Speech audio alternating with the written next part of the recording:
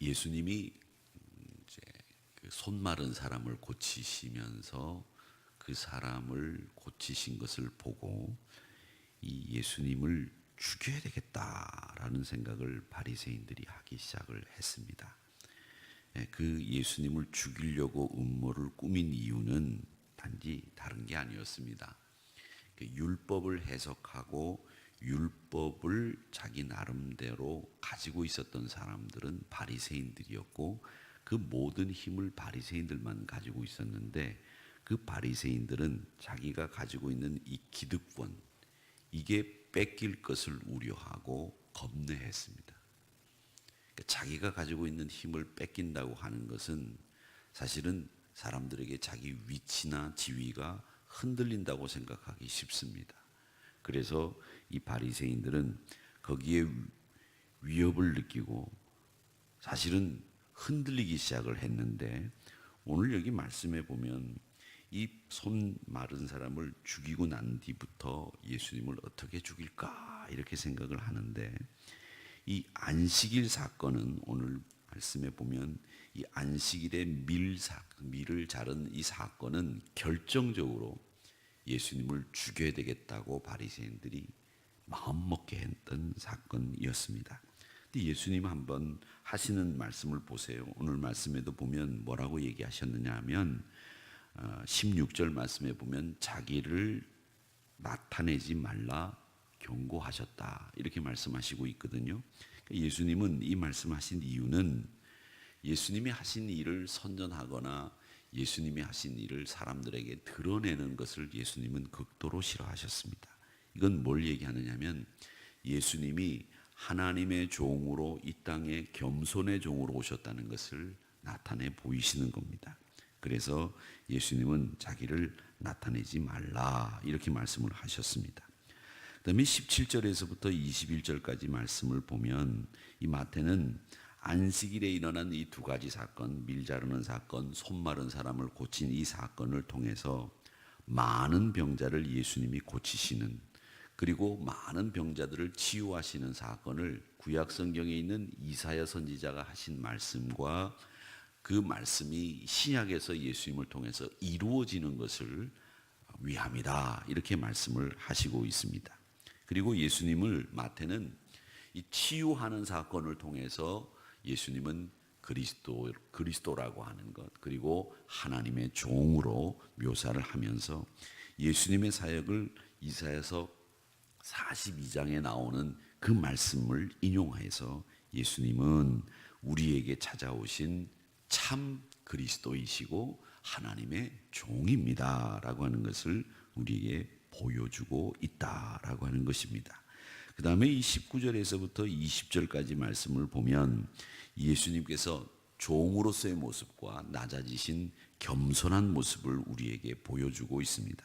그는 싸우지 않는 분이다 라는 거죠. 다투지 않는다, 외치지 않는다. 늘 예수님은 겸손하게 상한 갈 때도 다시 세우시려고 하고 꺼져가는 등불도 다시 일으키시려고 하시는 분이지 꺼져가는 등불은 꺼치고 또 상한 갈 때는 꺾어버리는 그런 분이 아니다라는 거죠. 이 말씀을 볼 때마다 저는 생각나는 게 그 흥부전이라고 하는 옛날 우리나라 오래전 통된 그 판소리가 생각이 납니다. 그 흥부전에 보면 못된 사람들 놀부를 묘사하는 말씀이 있잖아요. 그 말씀을 보면 이 아픈 사람 따기 때리기, 그죠? 그 못된 짓이죠. 아픈데 따 때리는 거죠. 그다음에 애벤 사람 배 걷어차기. 그다음에 아침에 일어나서 응아하는 어린아이 주저앉히기 이런 게 판소리에 나오잖아요. 그런 걸 보면 그게 극단적으로 우리 생활 속에서 그런 일이 일어날 수는 없지만 놀부가 얼마나 나쁜 사람이라고 하는 것을 드러내는 표현이잖아요. 그러니까 자기가 가장 힘든 일을 하고 있을 때 그 힘든 일을 더 어렵게 만들어 버리는 거. 그게 이 놀부, 나쁜 사람들이 하는 일이다라는 겁니다. 근데 예수님은 상한 걸 갈 때라면 꺾어버리는 게 깨끗하잖아요. 그런데 그 예수님은 상한 갈대를 꺾지 않고 다시 세우시고 꺼져가는 등불을 이루어지지 않게 만들어 주시는 분이다. 논쟁하거나 싸움하거나 또 혹은 소리치거나 이런 일을 하지 않는다 하는 거죠. 예수님이 이런 일을 하지 않는다고 하는 것은 뭐냐면 우리가 생각할 때 변호한다. 또 우리가 이런 상한 것들은 없애버린다. 이렇게 생각하면 깨끗하게 정리되는 것을 우리에게 보여주는 것처럼 그렇게 생각하실 수 있으나 예수님은 누구나 다 한 사람도 예외 없이 다 사랑하시고 품어주시고 안아주시고 누구나 다 필요하다고 생각하신다는 겁니다. 그러니까 교회도 그렇게 생각해야 됩니다. 교회도 어떤 유력한 분, 젊은 사람, 또 힘 있는 사람, 능력 있는 사람들만의 교회가 아니에요. 교회는 힘없고 아무것도 모르는 어린아이들의 교회이기도 해야 하고요. 또 교회는 소리 없이 그저 예배만 드리는 분, 그리고 그저 눈물 흘리고 앉아서 저 구석에서 하나님 앞에 간절하게 기도하는 분들, 그런 분들조차도 우리 교회 구성원으로 항상 누구나 다 하나님 앞에 나올 수 있는 교회, 누구나 다 사랑하고 격려할 수 있는 교회, 그런 교회가 되어야 된다는 겁니다. 여러분, 정의라는 게 뭡니까? 정의라고 하는 것은요, 다른 게 아니에요. 정의라고 하는 것이 뭐 옳고 그름을 가지고 시시비를 따지고 막 소리치고 머리에 빨간 띠를 둘러서 정의가 이루어지는 게 아니고, 진짜 정의는 뭐냐? 우리가 바라볼 수 없고 우리가 헤아릴 수 없는 것도 바라볼 수 있고 헤아릴 수 있는 능력이 생길 때 그때 그 사람을 정의로운 사람이다 이렇게 부르는 거예요. 그러니까 진짜 정의라고 하는 것은 뭐냐? 안아줘야 되고 품어줘야 될 사람이 어디 있는지를 알고 또 어떤 사람이 어떻게 아프다는 것을 알고 그 아픈 것을 안아주는 사람들이 있을 때 그게 진짜 정의가 이루어지는 나라요. 그게 진짜 정의가 이루어지는 공동체라고 하는 것을 예수님의 사역을 통해서 우리는 배우게 되는 겁니다. 그러니까 예수님이 하신 사역은 결국 뭐냐? 모든 것을 회복하는 사역을 예수님은 하셨다라는 겁니다.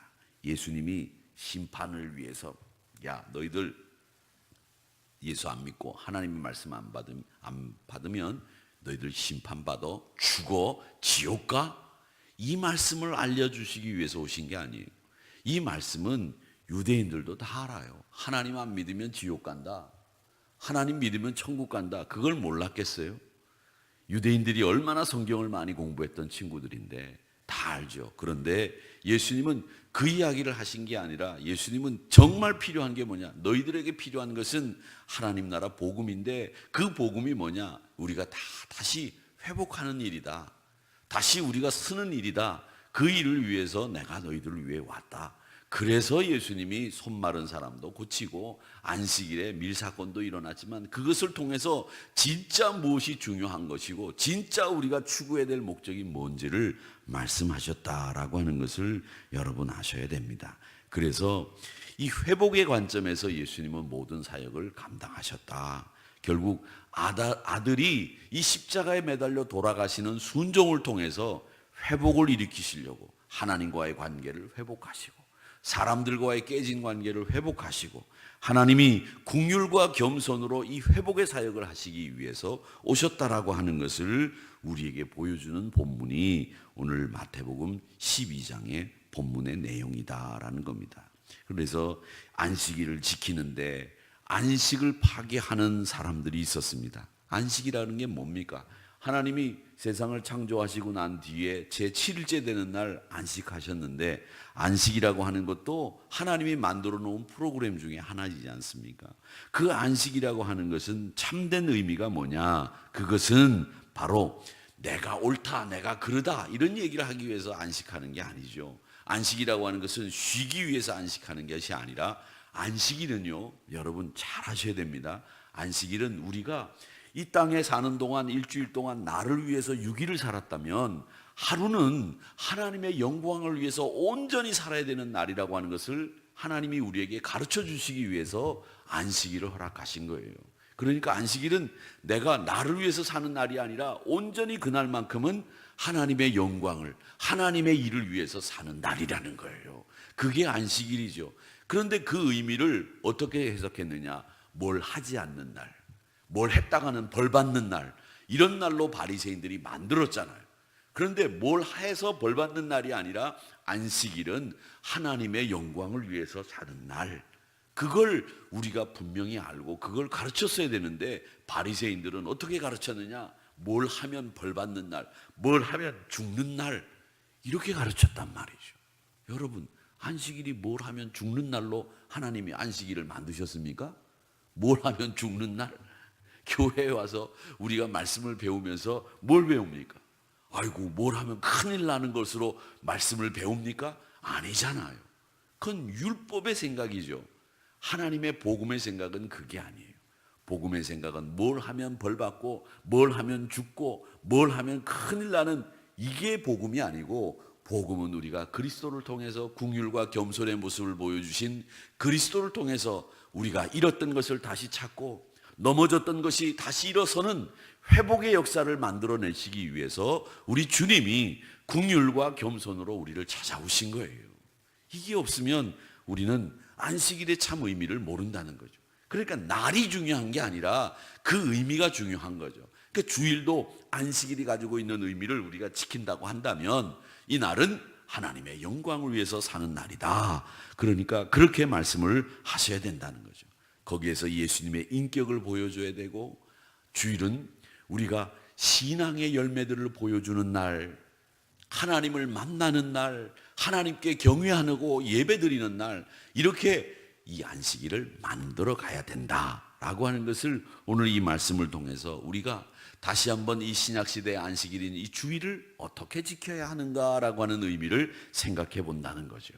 그러면서 또 두 번째 생각해 볼 것은 예수님은 자신을 철저하게 감추셨다는 겁니다.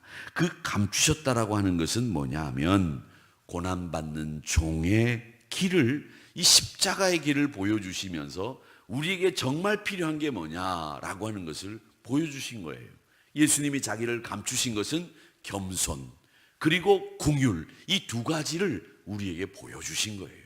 그러니까 이 겸손과 긍휼이 아니면 회복이 일어날 수 없다는 거예요. 죄를 정죄하고 죄를 깨닫게 하고, 이건 율법이 하는 일이었죠. 근데 그 율법이 하는 일이 우리를 구원할 수 있느냐? 아니라는 거예요. 긍휼과 겸손의 모습을 통해서 우리에게 다시 상한 갈대를 세우시고 꺼져가는 등불에 불을 붙여서 더 활활 타오를 수 있도록 만들어주시는 그 그리스도의 긍휼과 겸손의 모습이 결국 우리를 회복시키신다, 이걸 우리에게 보여주신 거다라는 거죠. 그래서 오늘 이 말씀을 통해서 우리가 자신을 감추시는 예수님은 이런 것을 통해서 이렇게 사역을 하셨구나 라고 하는 것을 우리가 알 수 있습니다. 자, 그 다음에 또 오늘 이 말씀을 보면 또한 이방인들이 그의 이름을 바라리라 함을 이루려 하심이라, 다 이게 이사야서 42장에 나오는 말씀을 이루려고 하신 인용된 말씀인데, 하나님은 그 아들을 기뻐하신다는 거예요. 바리새인들은 자기 지위와 자기 신념이, 자기 기득권이 흔들리는 것을 가지고 우려하고 두려워하고 예수님을 죽이려고 했지만, 예수님은 긍휼과 겸손의 모습으로 사시는 모습을 통해서 우리를 회복시키려고 하셨는데 그 모습을 하나님이 기뻐하신다는 거예요. 여러분, 누구를 정죄하고 누구를 판단하는 모습을 기뻐하시는 것이 아니라 긍휼과 겸손으로 세우시는 일을 기뻐하신다 라고 하는 것을 여러분 기억하시기를 바랍니다. 그래서 예수님은 혹독한 대가를 두려워하지 않으시면서도 고난받는 종의 자리를 지키는 아들 예수 그리스도, 그분을 통해서 기뻐하셨다라고 하는 것을 우리는 배우게 되는 겁니다. 그러니까 우리의 흔들리는 인생을, 연약한 인생을 붙잡아 주시는, 또 굳세게 해주시는 그 예수님 때문에 하나님이 기뻐하셨다는 사실을 기억하시면서 우리도 하나님의 기쁨이 되는 것은 뭐냐? 상한 갈대를 꺾지 않고 꺼져가는 등불도 다시 불을 지피면서 회복하는 이런 사역들을 감당하는 것을 하나님이 기뻐하신다는 겁니다. 그러니까 여러분, 늘 사람을 만날 때마다 긍휼과 겸손으로 예수님의 모습을 닮아 그들을 세워주고 격려하고 다시 일으키는 일들을 잘 감당하시기를 주님의 이름으로 축원합니다. 그래서 사람을 세워주고 사람을 일으키고 또 사람들이 기뻐하는 일들, 하나님이 기뻐하는 일들을 잘 감당하셔서 하나님의 참 기쁨이 되시는 저와 여러분이 되시기를 주님의 이름으로 축원합니다. 기도하겠습니다. 하나님